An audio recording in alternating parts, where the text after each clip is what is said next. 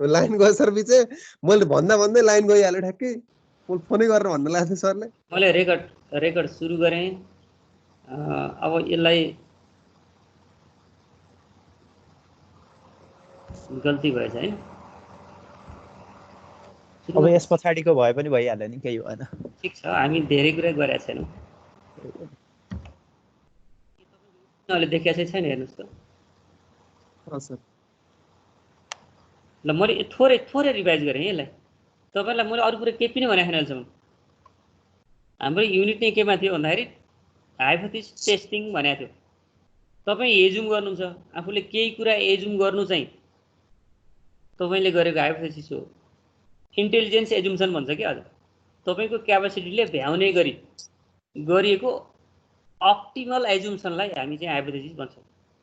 त्यही भएर अब हामी केमा छौँ भन्दाखेरि टेस्ट अफ हाइपोथेसिस भन्ने युनिटमा छौँ। यसका अब्जेक्टिभहरू मैले अगाडि पनि धेरै व्याख्या गरिसकेँ, यहाँ तपाईँहरू स्क्रिनमा देख्न सकिहाल्नुहुन्छ हैन।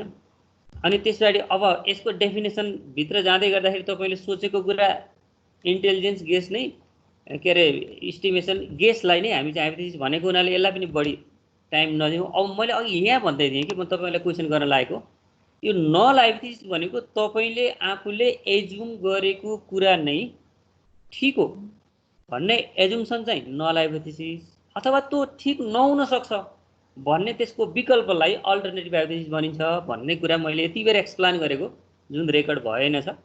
अब मैले तपाईँलाई यही कुरा बुझ्नुभयो कि बुझ्नु भएन भनेर मैले सोध्न लागिरहेको थिएँ। के छ तपाईँले यो नल हाइपोथेसिस र अल्टरनेटिभ हाइपोथेसिसको बारेमा सामान्य कन्सेप्ट दिमागमा आयो कि आएन भन्नुहोस् त। हामीलाई पटक रिपिट हुने दुईटा वर्ड हुन् कि यिनीहरू। तपाईँहरूमध्ये एकजना कोही बोल्नुहोस्।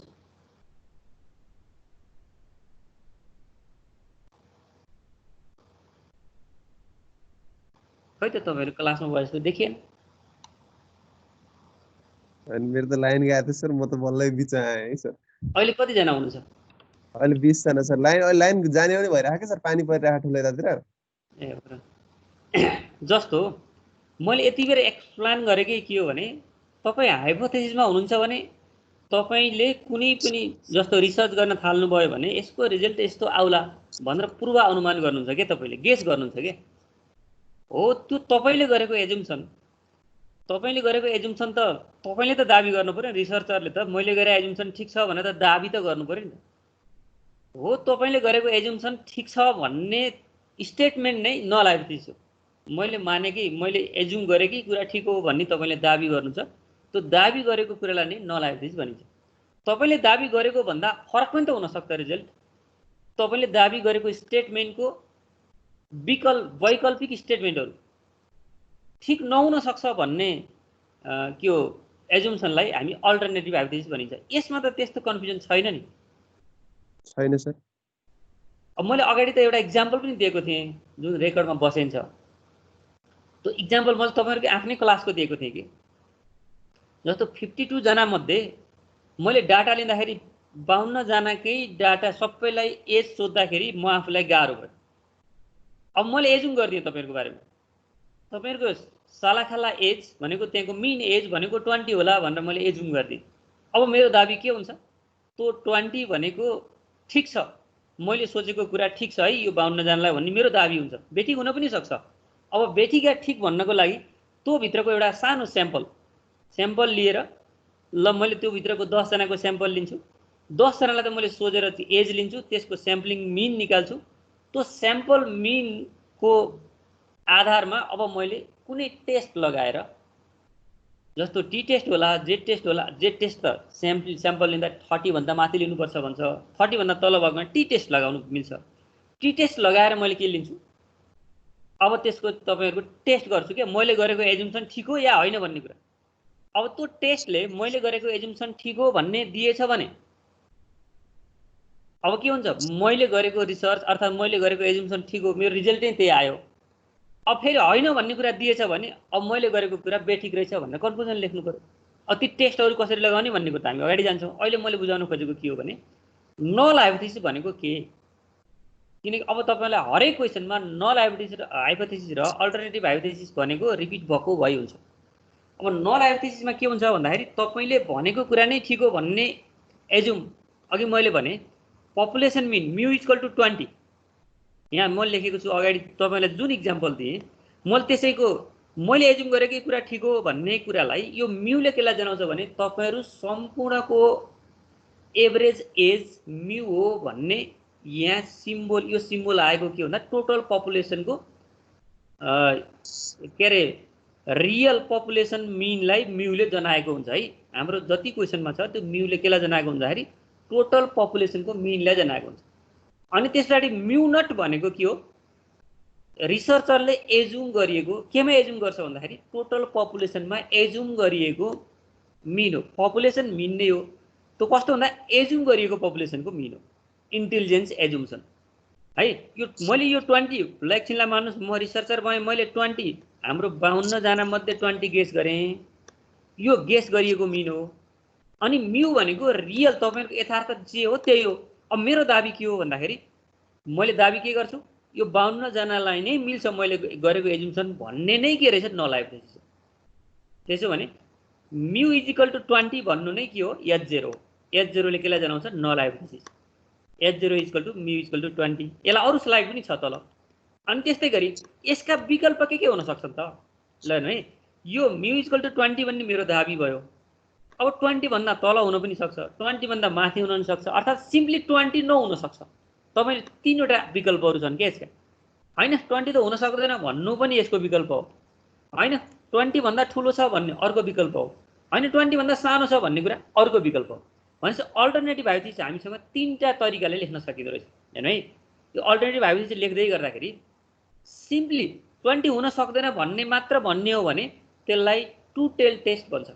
अब पछाडी हामीलाई यसले यो two tail test one tail टेस्टको कुरा गर्दै जान्छौं यो एउटा विकल्प कस्तो भन्दाखेरि सामान्यतया 20 हुन सक्दैन भन्ने एन्सर त्यसको विकल्पमा भयो भने यसलाई हामी टु टेल टेस्ट भन्छौं हैन 20 ठूलो हुन सक्छ भन्ने भने त्यसलाई राइट टेल टेस्टले भन्छौं हैन 20 भन्दा सानो हुन सक्छ रियल पपुलेसन मिन भन्ने भने त्यसलाई लेफ्ट टेल टेस्ट भन्छौं भनेपछि अल्टरनेटिभ हाइपोथेसिसमा H1 अर्थात H A को लागि तीनटा विकल्प हुँदै छन् त्यो तपाईले सोचेको कुरा गलत हो भन्नु एउटा हैन तपाईले सोचेको भन्दा तल हुन सक्छ अथवा तपाईले सोचेको भन्दा माथि हुन सक्छ भन्ने विकल्प दुईटा भनेपछि यहाँ तीनवटा विकल्पहरु हुँदै छन् यिनीहरुलाई अब स्ट्याटिस्टिकल ल्याङ्ग्वेजमा यो तपाईले सोचेको रिसर्चरले सोचेको कुरा गलत हुन सक्छ त्यो ठीक हैन भन्ने विकल्प चाहिँ टु टेल टेस्ट हो अब ठीक हैन भनेपछि त्यसका दुईटा विकल्प रहेछन् नि फेरि त्यो भन्दा माथि हुन सक्छ भन्ने चाहिँ राइट टेल टेस्ट त्यो भन्दा तल हुन सक्छ भन्ने चाहिँ लेफ्ट टेल टेस्ट हो रहेछ तपाईहरुले अब नल हाइपोथेसिस र अल्टरनेटिभ हाइपोथेसिसको बारेमा थोरै तपाईको सामान्य फिगर बन्यो या बनेन हुन त हिसाब नगरेसम्म यस्तो रहेछ भन्ने कुरा थाहा नहुन सक्छ त्यही पनि तपाईले सोचेको कुरा नै ठीक हो भन्ने चाहिँ नल हाइपोथेसिस त्यसका विकल्पलाई अल्टरनेटिभ हाइपोथेसिस भन्ने कुरा बुझ्दिनुस् ल तपाईहरु कोही बोल्नु भएको छैन क्लासमा हुनुहुन्छ मैले यहाँ यो के गरे फुल साइज गरेको हुनाले तपाईहरुलाई मैले देखिराखेको छैन यसो बीचमा बोल्दिनु होला तपाईहरु पक्कै हुनुहुन्छ हैन हो सर ल अब हेर्नुस् है मैले अघि जति फोकस गरिरहेको छु नि अहिले हाम्रो युनिट नै यो केमा छ भन्दा टेस्टिङमा छ टेस्ट गर्ने नै नल हाइपोथेसिस भएको हुनाले यो नल हाइपोथेसिस र अल्टरनेटिभ हाइपोथेसिसलाई हामी नबुझेसम्म अगाडि जानै सक्दैनौं कि त्यही भएर सबैभन्दा बढी हामी फोकस केलाई गर्छौं यही नल हाइपोथेसिस र यही अल्टरनेटिभ हाइपोथेसिसलाई फोकस गर्छौं अब फेरि मैले अघि जे बताएँ नि अब फेरि त्यही कुरालाई फेरि अझ अर्को स्लाइडमा पनि यहाँ व्यक्त गर्दै छु है नल हाइपोथेसिस भनेको a statistical hypothesis or assumption made about the population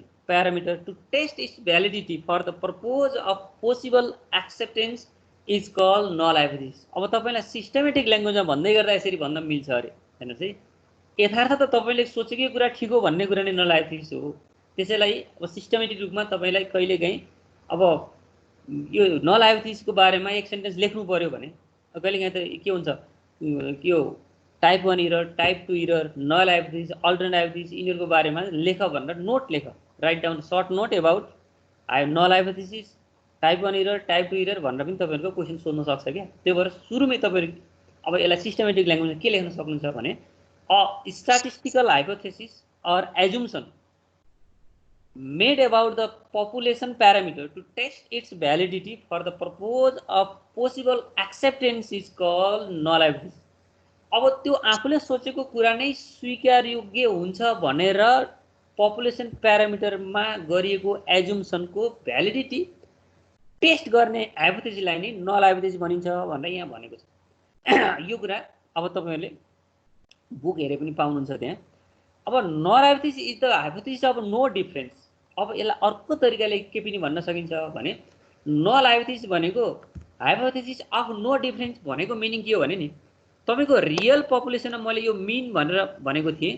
यो मिन के अरे म्यू रियल पपुलेसनको मिनलाई हामी म्यू भन्छौँ।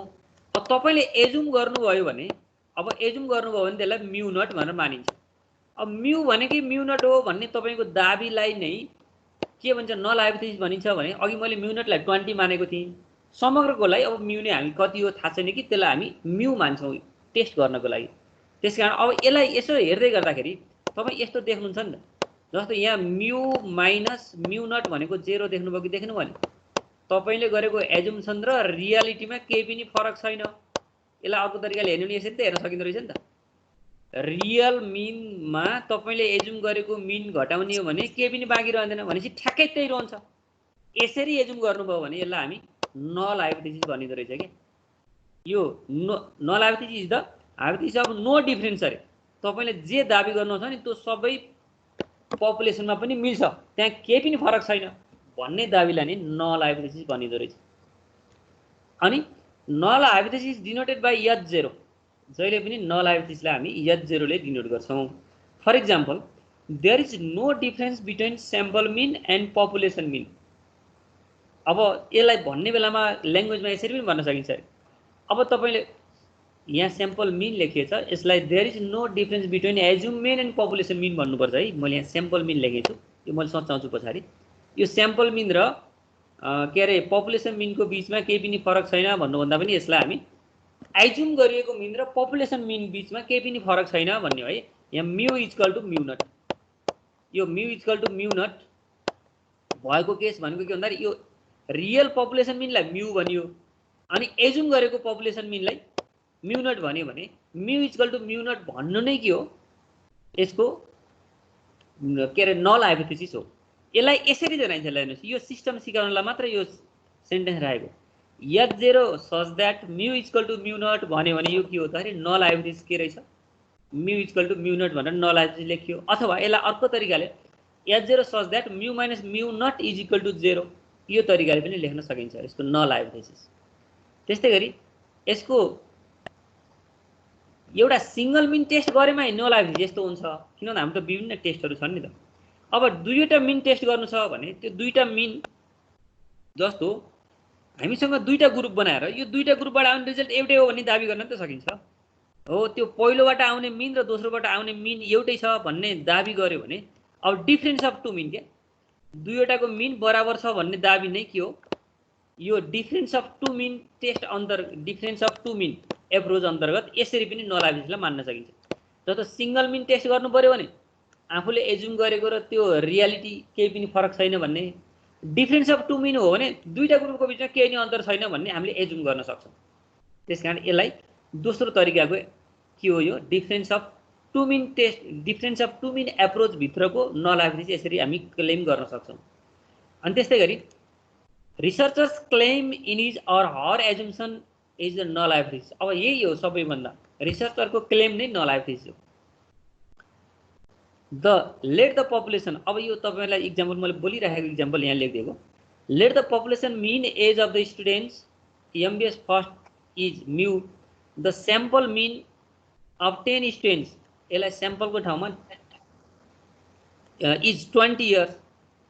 यसलाई थोरै म सचाउँछु है यो लेख्ने बेलामा मैले थोरै गलत गरेछु। यो एजुम मिन हो स्याम्पल हैन। यो यसले गरेको एजुम गरेको मिन 20 हो। अब म्यू इक्वल टु 20 भन्ने नै के हो त हाम्रो एजुम्सन हुन्छ। अब त्यसपछि 10 स्टुडेन्टको लिँदै गर्दा कति आउँछ त्यसको आधारमा 20 लाई टेस्ट गर्ने है। यहाँ थोरै मैले लेख्ने बेला फरक तरिकाले लेखेछु। जस्तो म यो MBS फर्स्टको स्टुडेन्टको 52 जना स्टुडेन्टको बीचमा रिसर्च गर्न चाहने हो भने त्यसको रियल पपुलेसन एज भनेको म्यू मानियो रियल, अनि त्यसको एजुम गर्दाखेरि 20 एजुम गरियो, अनि त्यसपछि 10 जनाको स्याम्पल लिएर अब कति आउँछ 10 जनाको स्याम्पल लिएर अब त्यसलाई टेस्ट गर्नुपर्ने हुन्छ। त्यसैले अब यसको दाबी के हुन्छ त अब नल हाइपोथेसिस भनेको there is no difference between the population mean and the assumed mean. Population mean र हामीले एजुम गरेको मिन बीचमा केही पनि फरक छैन भन्ने कुरा नै के हो हाम्रो नल हाइपोथेसिस हो। यो 10 जनाको स्याम्पलले अरु कुनै रिजल्ट दिन्छ, यो हामीले गरेको एजुम मिन। एजुमलाई एजुम गरेको कुरा जुन हाइपोथेसिसलाई ठीक छ भन्ने नै नल हाइपोथेसिस हो।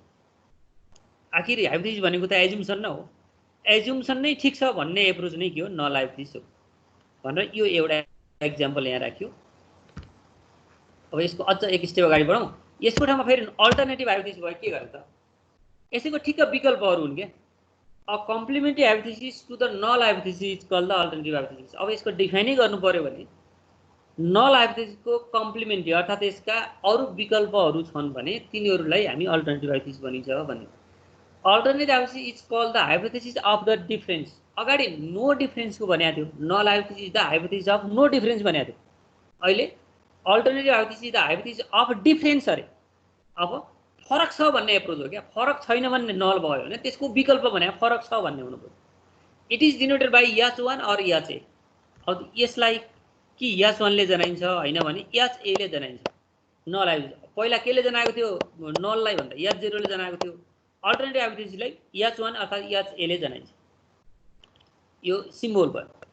Example let mu be the population average of population हो यो। Let mu be the average of population, mu naught be the assume sample mean है ना, यो assume mean, mu naught be the assume mean, then H naught is equal to mu naught, then it's alternative hypothesis is.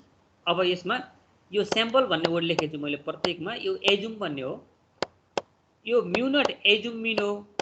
हेरौँ है, mu naught assume गरिएको मीन हो र mu भनेको साँच्चैको मीन हो भने पपुलेसनको।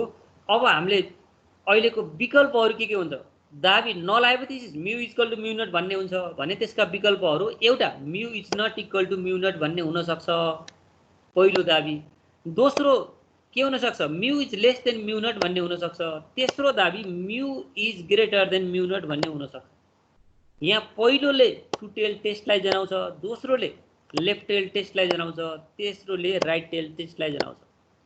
रियल मिन एजुम मिन भन्दा ठुलो छ भन्ने approach right tail test, real mean assumed mean भन्दा सानो छ भन्ने कुरा लेफ्ट टेल टेस्ट, अनि हैन त्यो बराबर छैन भन्ने चाहिँ टु टेल टेस्टमा जान्छ। यो right tail left test two tail test कसरी छुट्याउने भन्ने एउटा स्लाइड छ तपाईहरु क्वेशन पढ्दा बित्तिकै। त्यसो भने अब नल हाइपोथेसिस त तपाईले सजिलो भयो, mu equal to mu naught मान्दा बित्तिकै नल हाइपोथेसिस भयो। अब त्यसो अल्टरनेटिभ हाइपोथेसिस के लेख्ने भन्ने चाहिँ तीनटा विकल्प मध्येको एउटा लेख्नुपर्छ हो। त्यो कसरी लेख्ने भन्ने एउटा तल स्लाइड छ त्यसमा हेरौँला। अब यसको यहाँ हेर्दै गर्दाखेरि इक्जाम्पल पनि अब यहाँ मैले त्यही स्याम्पलै लेखेको छु होला, तर यसलाई एजुम भन्नुको जस्तो मानौ के गर्नु पर्यो, म्यू भनेको 52 जनामा नै भएको रियल मिनलाई म्यू भनियो, अनि हामीले रिसर्चरले एजुम गरेको मिनलाई एजुम मिन भन्यो जुन 20 इयर्स भनेर मानियो। अनि तपाईँ 10 जनाको चाहिँ यो यहाँ गलत भयो, mu equal to 20, mu equal to 20 भनेको के हो त नल हाइपोथेसिस हो। Mu equal to assumed mean के अरे mu equal to assumed mean भनेको नल हाइपोथेसिस हो। यसको विकल्पमा के हुन सक्छ, अब के हुन सक्छ भने यो 20 हो, यहाँ 10 लेखिएको छ। हजुर अगाडि पनि त्यो 10 नै थियो सर, मैले सोध्न खोजेको थिएँ अनि हजुरले भने गलत भयो त्यो यस्तो भयो के सर 10 नै छ, अगाडिको पनि 20 नै होला सायद। अब त्यो नल हाइपोथेसिसमा त्यो अब मैले भन्दाखेरि जे भनिरहेको छु नि यो 10 भएको यहाँ 20 नै एजुम गरेको कुरा ठीक हो अर्थात् बेठिक हो अथवा सानो हो अथवा ठुलो हो भन्ने कुरा नै के हो त ठीक हैन भन्ने कुरा। यो के हो टु टेल टेस्ट एउटा अल्टरनेटिभ हो। अनि त्यसो भने त्यो भन्दा सानो हो भन्ने कुरा अर्को अल्टरनेटिभ हो, त्यो भन्दा ठुलो हो भन्ने अर्को अल्टरनेटिभ है।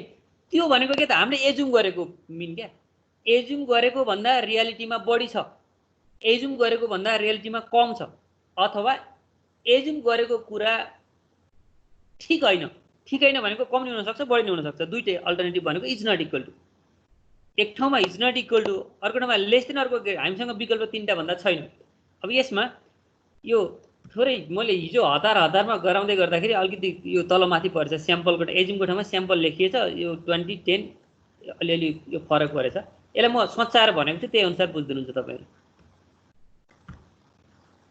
त्यसैले अल्टरनेटिभ भनेको अब तपाईको दाबी गरेको भन्दा फरक विकल्पहरुलाई अल्टरनेटिभ बनिन्छ भन्ने कुरा तपाईहरु बुझ्नुहुन्छ यसपछि यो रिसर्च भित्र जस्तो हाइपोथेसिस भित्रका केही इररहरु हुन्छन् अरे के जस्तो तपाईले केही कुरा दाबी गर्नुभयो दाबी गरेको कुरा साच्चै ठीक छ तर टेस्ट गर्दाखेरि बेठिक हुन पनि सक्छ अरे के त्यति बेला त त्यो त के हो त हाइपोथेसिसको इरर हो नि यो हाइपोथेसिस टेस्टिङको इरर हो क्या इरर अफ हाइपोथेसिस भन्दा पनि इरर अफ हाइपोथेसिस टेस्टिङ हो the error of hypothesis testing भित्र यहाँ यस्ता विभिन्न केसहरु हुन्छन् तपाईहरुको हुन सक्ने केस जम्मा 4 वटा छन् तपाईको हाइपोथेसिस ठीक छ तपाईको टेस्टले पनि त्यसलाई स्वीकार्यो यो इरर भएन हेर्नुस् हाइपोथेसिस तपाईले 20 सोच्नु भएको थियो एज तपाई के हो छ यो रियल पपुलेसन मीन 20 हो भनेर सोच्नु भएको थियो टेस्टले पनि स्वीकार्यो त्यो यदि ठीक कुरा स्वीकार्यो भने त्यो के हो यसमा इरर आएन अब द हाइपोथेसिस इज फल्स तपाईले हाइपोथेसिस बनाउने बेला हैन यो एमबीएस को स्टुडेन्टको एभरेज एज 10 हो भनेर सोच्न नि त पाउनुहुन्छ अब त्यसलाई 10 हो भनेर सोच्दै गर्दाखेरि यो गलत हो नि तपाईको मनमा छ नि अब त्यो टेस्टले पनि त्यसलाई रिजेक्ट गर्यो यो कुरा नि त ठीक भयो तपाईले गलत सोच्नु भएको थियो टेस्टले के भयो त्यसलाई रिजेक्ट गर्दियो गलत कुरा रिजेक्ट गर्नु त्यो पनि ठीक हो तर अब यो बाइक यो दुईटा सेन्टेन्सहरु ठीक छन् हाइपोथेसिस ठीक थियो टेस्टले पनि स्वीकार्यो हाइपोथेसिस बेठिक थियो टेस्टले पनि स्वीकारेन अब त्यो बाइक यिनमा इरर भएन के ठीक छलाई ठीक भन्दियो बेठिक छलाई बेठिक भन्दियो भने यसमा इरर आउँदैन अब तेस्रो टाइप के छ भने द हाइपोथेसिस ट्रू तपाईले सोचेको कुरा ठीक हो तर टेस्टले रिजेक्ट गर्यो हेर्नुस् है तपाईहरुले सोचेको कुरा ठीक हो तर टेस्टले रिजेक्ट गर्यो भने यहाँ एउटा इरर आयो यसलाई टाइप 1 इरर भनिन्छ यो हाइपोथेसिस टेस्टिङ भित्रको टाइप 1 इरर तपाईको एजम्पसन ठीक हुँदा हुँदै पनि टेस्टले दिएको रिजल्ट बेठिक आयो भने त्यो एउटा टाइपको इरर हुन्छ त्यो चाहिँ के भनिन्छ त्यसलाई टाइप 1 इरर भनिन्छ अनि त्यस्तै गरी तपाईको हाइपोथेसिस बेठिक हो तपाईले सोच्दाखेरि एमबीएस पढ्ने स्टुडेन्टको एज एभरेज एज 10 इयर्स हो भनेर सोच्नु भयो तपाईले त यो त गलत हो नि अब यसलाई फेरि टेस्ट गर्दाखेरि ठीक हो भनेर भन्दियो अरे अर्को टाइपको इरर आयो फेरि यहाँ तपाईको हाइपोथेसिस ठीक हुँदा हुँदै यसले स्वीकार्दियो अर्थात् ठीक हुँदा हुँदै यसले रिजेक्ट गर्दियो ठीक भएको कुरालाई हैन भन्दियो भने पनि एउटा इरर आयो त्यसलाई टाइप 1 इरर भन्यो अनि फेरि बेठिक हुँदा हुँदै ठीक छ भन्दियो भने पनि अर्को इरर भयो त्यसलाई टाइप 2 इरर भनिन्छ हैन है अब कहिले के तपाईले एक्जाममै सोधेछ define hypothesis and the error of hypothesis testing भन्छ इरर अफ हाइपोथेसिस टेस्टिङ भित्र अब हुन सक्ने दुईटा टाइपको इरर छ एउटा हाइपोथेसिस ठीक हुँदा हुँदै टेस्टले बेठिक भन्दिन सक्छ जसलाई टाइप 1 इरर हाइपोथेसिस बेठिक हुँदा हुँदै टेस्टले ठीक भन्दिन सक्छ त्यसलाई टाइप 2 इरर भनिन्छ अब यही कुरालाई यहाँ स्पष्ट गर्न खोजिएको छ ल हैन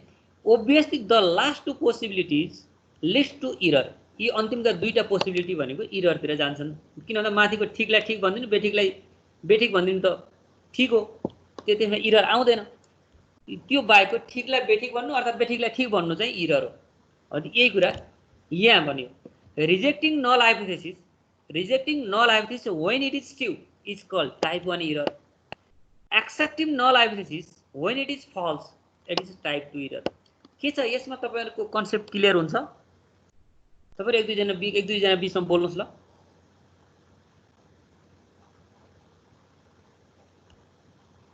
खोइ त तपाईहरु क्लासमा हुनुहुन्छ या हुँदैन मैले थाहा पाउनु पर्यो नि त आउँछ छ मैले यहाँ यो फुल स्क्रिन गराउन तपाईहरुलाई देखिएको छैन अनि भन्नुस् त यो टाइप 1 इरर र टाइप 2 इररको बारेमा बुझ्नुहुन्छ थोरै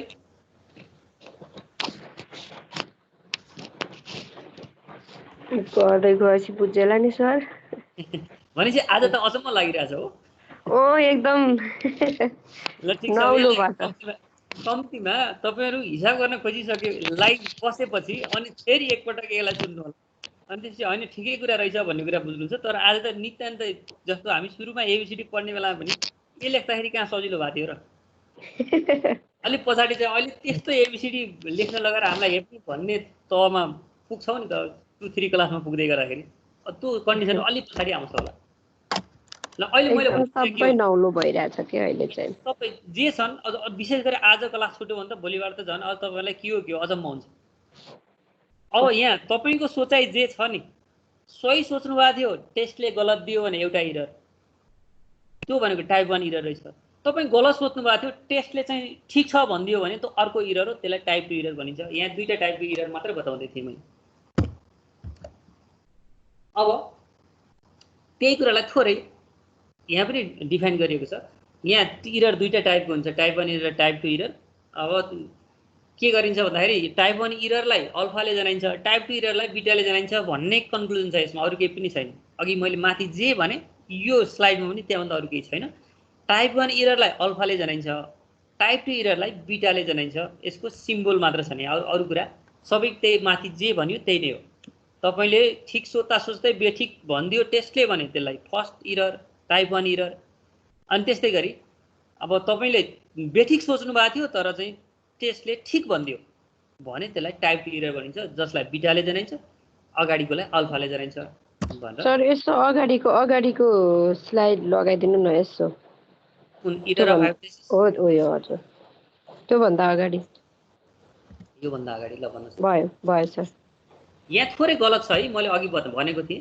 यहाँ लेख्नु पर्ने पर्ने स्याम्पल मिन र अनि एजुम मिनमा एजुम मिन स्याम्पल मिन भएको ठाउँमा एजुम मिन है हो यसमा चाहिँ यो स्याम्पल भन्ने ठाउँमा तपाईले गरेको एजुम हो है एजुम 20 गर्नुभएको थियो अनि यहाँ त्यो जुन एजुम गर्नुभयो यहाँ 10 को ठाउँमा त्यही 20 लेख्नु पर्ने हो क्या तपाई रियल मिन एजुम मिनसँग बराबर छ भन्ने एप्रोच नल हाइपोथेसिस बराबर छैन भन्ने एप्रोच एउटा अल्टरनेटिभ हाइपोथेसिस त्यो भन्दा सानो छ भन्ने एप्रोच अर्को अल्टरनेटिभ हाइपोथेसिस त्यो भन्दा ठुलो छ भन्ने एप्रोच अर्को अल्टरनेटिभ हाइपोथेसिस यहाँ एक दुईटा कुरा मैले लेख्दाखेरि थोरै गलत गरिरहेको छु यहाँ 10 लेखेर छु 20 हुनुपर्ने अनि त्यसपछि स्याम्पलको ठाउँमा एजुम हुनुपर्ने अरु कुरा ठीक छ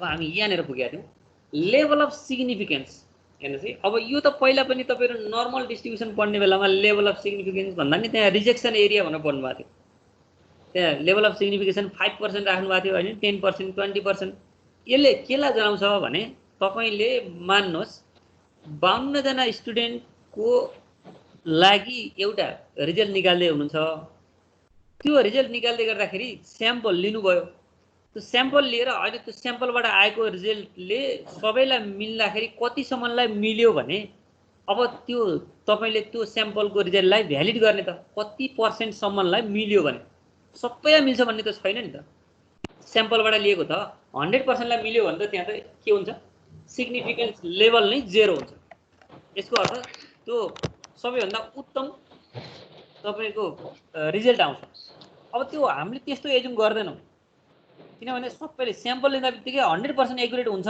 भन्ने चाहिँ नहुन सक्छ क्या यो त हामी त ग्लोबल्ली जानु पर्यो नि अरु सबैले स्वीकार्ने तपाईले गरेको काम सबैले स्वीकार्नको लागि तपाईले स्याम्पलबाट मात्र लिँदै गर्दाखेरि 100% ट्रु नहुन सक्छ त्यसो भने अब कति पर्सेन्टलाई ट्रु नभए पनि कति पर्सेन्टलाई यदि भ्यालिड हुन्छ भने त्यो रिजल्टलाई मान्ने त अब त्यो कति पर्सेन्टलाई ट्रु भयो भने मान्ने भन्ने कन्सेप्ट लेभल अफ सिग्निफिकेन्स ले केलाई जनाउँछ भने कन्फिडेन्स एरिया भन्दा बाहिरको तपाईले स्याम्पलबाट निकालेको रिजल्ट रियल पपुलेसनको यदि 95% लाई मिल्छ भने त्यो रिजल्टलाई भ्यालिड गरौँ भने त्यो 95% भनेको के हो कन्फिडेन्स लेभल हो कन्फिडेन्स लेभल भन्छ के अनि त्यो 95% भन्दा माथिको जुन कुरा मिल्दैन त्यो 5% लाई नमिले पनि यो रिजल्टलाई स्वीकारौं भन्ने के रे एजुम्सन त्यो 5% लाई नमिले पनि भनिन्छ नि त्यो रिजेक्सन गरिएको एरिया अफ रिजेक्सनलाई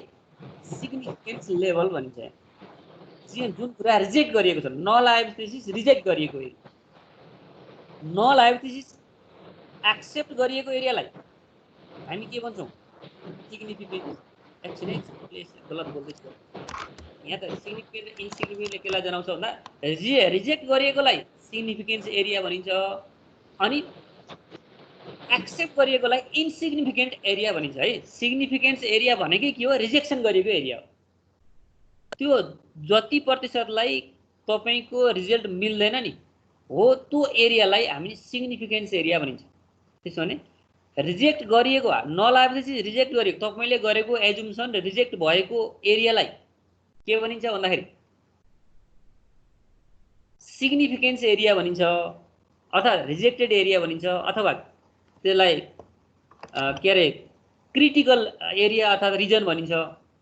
तपाई आफूले एजुम गरेको कुरा अब मैले एजुम गरेको कुरा 95% लाई ठीक छ भने त यो रिजल्टलाई भ्यालिड गरौँ न भन्नुभयो। अब तपाईले मैले एजुम गरेको थिएँ नि हाम्रो यो एमबीएस फर्स्ट सेमेस्टरका स्टुडेन्टको एज 20 हो भन्ने कुरा त्यहाँ जस्तो 52 जना मध्येको 90% लाई भ्यालिड भयो भने त्यो रिजल्ट ठीक छ भन्ने हुन्छ क्या।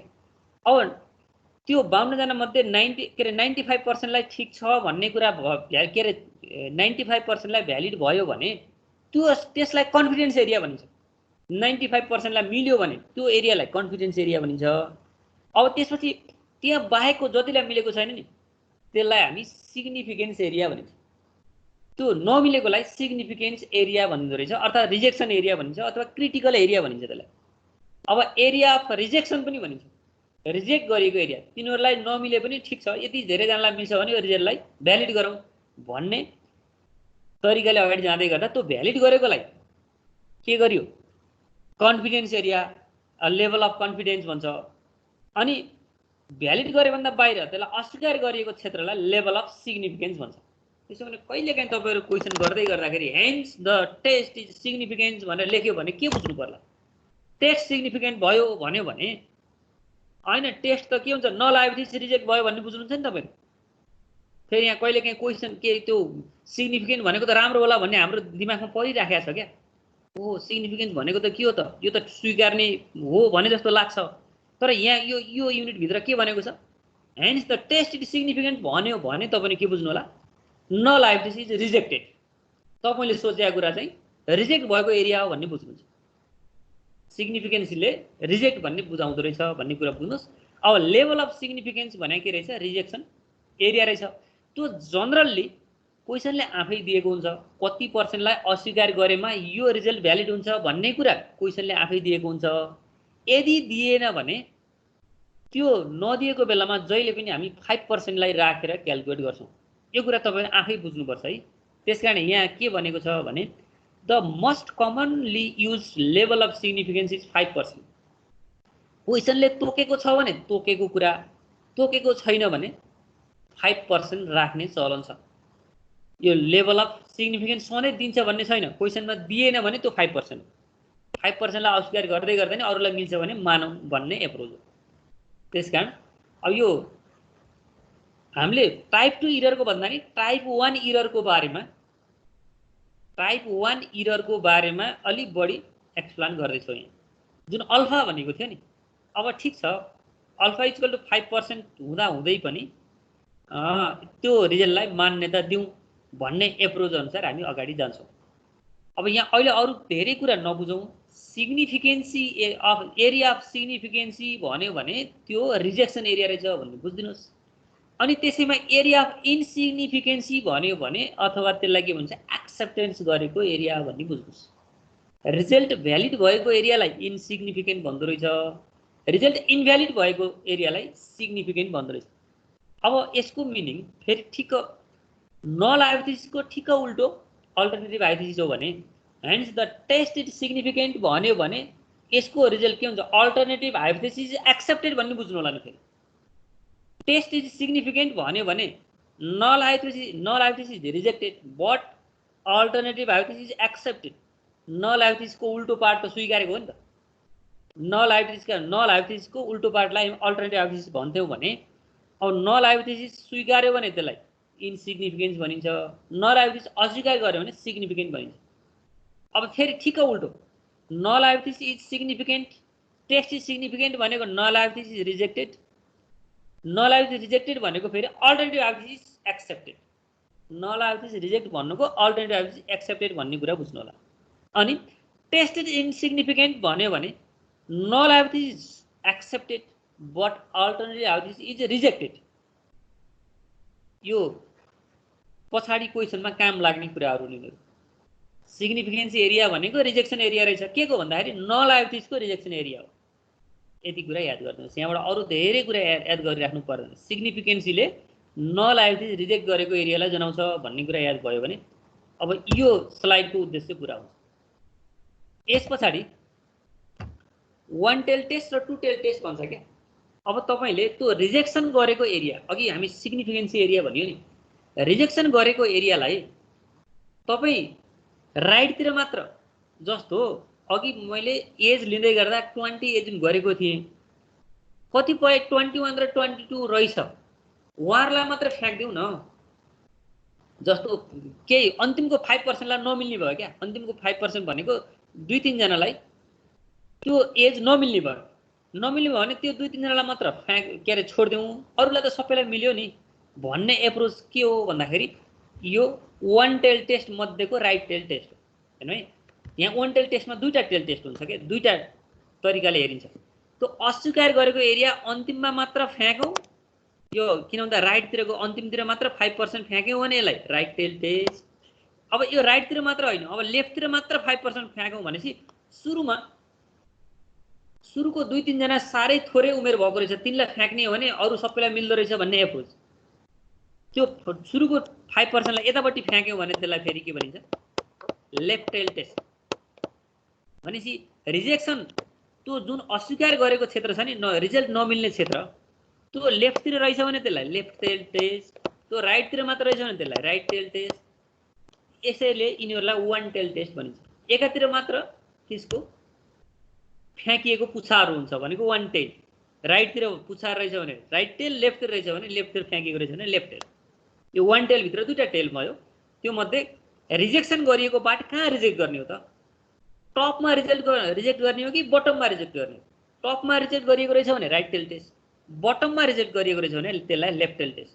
अब राइट टेल र लेफ्ट टेल टेस्ट भित्रको यी अब यो नर्मल डिस्ट्रिब्युसन भित्र भ्यालु निकाल्ने बेलामा त फरक हुन्छ नि। यहाँको भ्यालु निकाल्ने र यहाँको भ्यालु निकाल्ने भनेको त जस्तो लेफ्ट टेल टेस्ट भित्र जेडको भ्यालु नेगेटिभमा आउँछ, राइट टेल टेस्टमा के हुन्छ, जेडको भ्यालु फेरि पोजिटिभमा आउँछ। यो कुराहरू फरक पर्छ। यो त नर्मल डिस्ट्रिब्युसन तपाईँहरू पढिसक्नु भएको छ। किन वान टेल टेस्ट भित्र जम्मा दुईटा टेल टेस्ट हुन्छ, जुन राइट टेल टेस्ट र लेफ्ट टेल टेस्ट हो।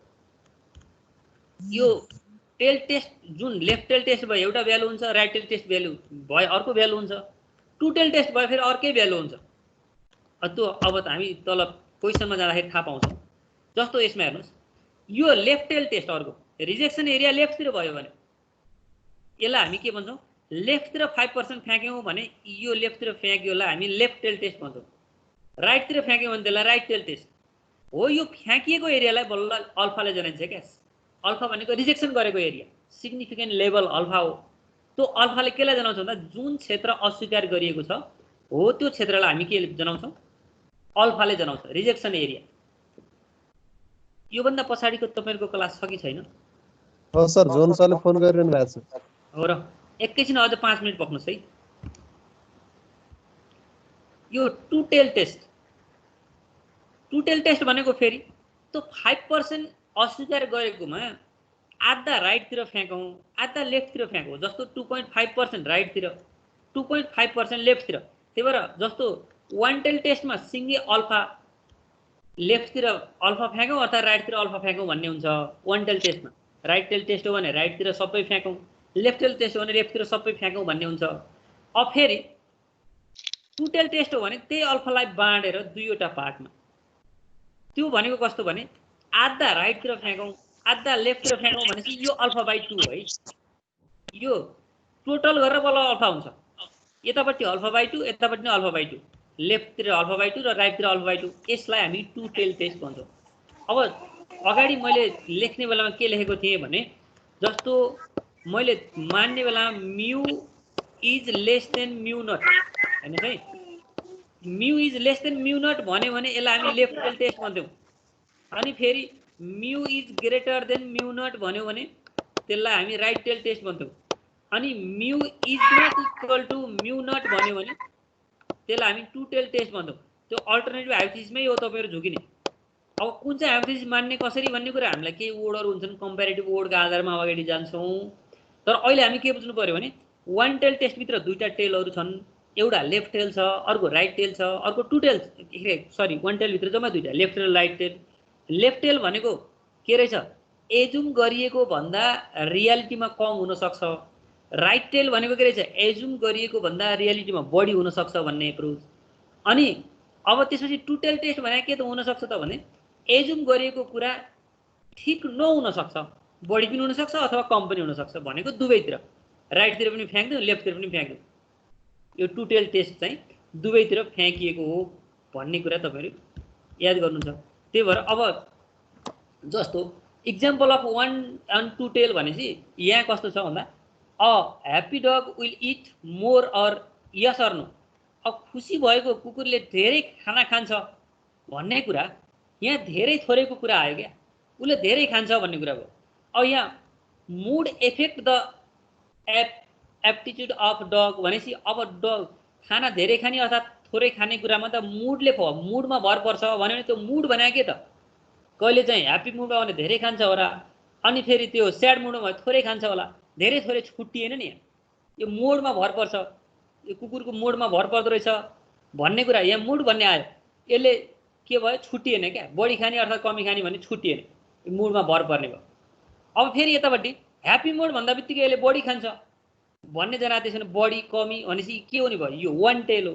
बढी भन्दा बित्तिकै राइटतिर गयो, त्यसपछि स्याड मुड भएको फेरि लेफ्टतिर जान्थ्यो होला, कमी भन्ने हुन्थ्यो होला। यहाँ के हुन्छ, यो के हुन्छ एप्टिट्युड मुडले एफेक्ट गर्छ भनेपछि यो बढी कमी जे पनि हुनसक्छ भन्ने भयो भने टु टेल टेस्ट, बढी भयो अथवा कमी भयो भन्ने भयो भने वान टेल टेस्ट। यो छुट्याउने आधार नै यहीँबाट छुट्याउँछौँ हामी। बढी र कमी भन्न थाल्यो भने कम्पेरिटिभ वर्डहरू आयो भने हेर्नु है, कम्पेरिटिभ वर्डहरू आयो भने त्यो वान टेल टेस्ट हुँदो रहेछ, कम्पेरिटिभ वर्डहरू देखिएन भने त्यो टु टेल टेस्ट हुँदो रहेछ। अब हामीले यो टेल टेस्टहरू छुट्याउनु पर्ने हुन्छ। अब यसमा यसका एप्रोचहरू विभिन्न छन्, योभन्दा पछाडि हामी अर्को क्लासमा हेरौँला। अब यहाँसम्म तपाईँहरू अब आज तपाईँको त्यो हाइपोथेसिस टेस्टिङ भन्नेको करिब 4-5वटा पान्नाहरू तपाईँहरू मजासँग पढ्नुहोस्। अनि यो विभिन्न एप्रोचहरूसँग आइसके पछाडि म भोलि सिकाउँछु, त्यहाँसम्म पढेर आउनुभयो भने अनि मैले भनेको कुरा अलिअलि यस्तो रहेछ भन्ने कुरा बुझ्नुहुन्छ। तर अब एउटा इक्जाम्पल आफै नगरेसम्म यो यस्तो भनेको रहेछ भन्ने कुरा त यो गफ मात्रै सुनेर त केही नै बुझिँदैन। त्यही पनि अब हिसाब गरिसकेपछि यी गफ सुन्नुभयो भने होइन ठिकै कुरा रहेछ भन्ने कुरा पछि बुझ्नुहुन्छ। त्यस कारण अब आजलाई हामी यो एप्रोच विभिन्न एप्रोच मध्येका हामीले अब पढ्नुपर्ने त क्रिटिकल भ्यालु एप्रोच पढेपछि हामीलाई पुग्छ, 3टा एप्रोचहरू छ। यो एप्रोचबाट भोलि जाउँला, अब किनकि योभन्दा अर्को क्लास यहाँ ओभरल्यापिङ भइसक्यो हुनाले अब आजलाई यति नै गरौँ। क्यारे तपाईँहरूको यो क्लास कस्तो भयो भने टोटल्ली जसले बिबिए पढेर